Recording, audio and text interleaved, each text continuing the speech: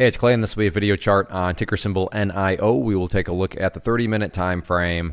Real quick, what do I mean by 30-minute in case maybe you're new to charts? Instead of each one of these candlesticks here representing 1 day's worth of price action, which is what you would normally see, each one represents 30 minutes. So while this here may look like a couple weeks worth of time, it's actually just the past 2 days, both Tuesday and then today, Wednesday, broken down into 30-minute time slices. I like to this time frame that does a good job of telling the quote-unquote story of the price and then makes mapping out where levels of support and resistance a bit easier to see. I've done this analysis several times in the past, so that is where the red and green line annotations are coming from. First thing I'm going to do is just get rid of that line.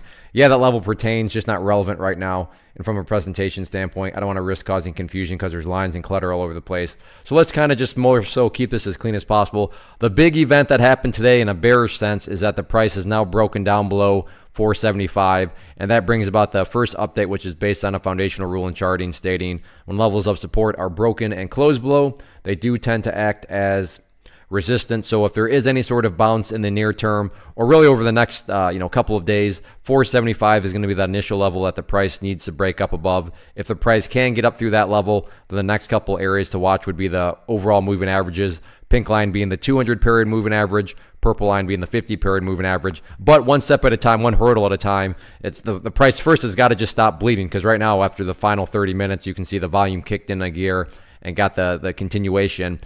So, that's, like I said, priority number one. But if the price does turn around, those would be the areas of resistance. Now, as far as supports are concerned, the next level that the price very well could be headed down towards, and this is not like some sort of gutsy call on my part, down around $4.60. Yeah, it's got a bit of a ways, but it's also very clear now that there's quite a bit of downwards momentum. So 460 would not be shocking at all. And that's definitely a very, very important level, because if the price does not hold above 460, if it were to go down there, then at that point you're starting to threaten potentially going back into this area of the chart where it was at those lows that hadn't been ever seen before. So that's definitely a very important level up around 460 for that reason there. Right now, yeah, the chart's already looking rough, but the price does still have an opportunity to chip away and build a big picture higher base, meaning if the price does start to, let's say even say it goes down to 460, and then at least go sideways and start to work its way back upwards. From the big picture at that point of view, you'd still have a set of lows right here.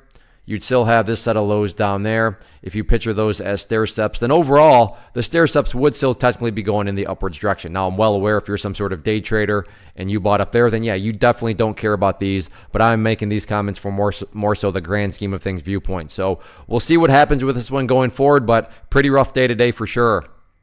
One of the biggest questions that I get is, hey Clay, how do you find the stocks that you trade? So what I've done is put together a free resource guide where I talk about the tools that I use to locate stocks that I find interesting and think may have potential. So if that sounds like something that could add value to you as a trader, then click on the image that is up on the screen right now and I will email you the guide. The guide itself is very short and to the point, and best part, it's completely free.